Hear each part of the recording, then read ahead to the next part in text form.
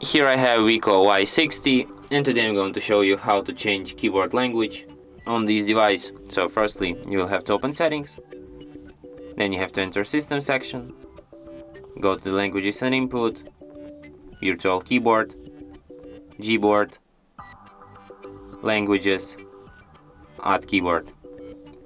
Here you can see the whole list of languages in which you can set up your in which you can type on your smartphone. Let's select maybe, for example, Greek, then tap done, and as you can see, now we can type in Greek language.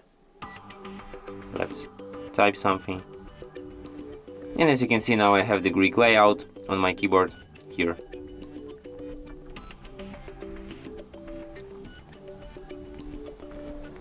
And that's it. Thanks for watching. If you find this tutorial useful, don't forget to hit that like button and subscribe to our channel.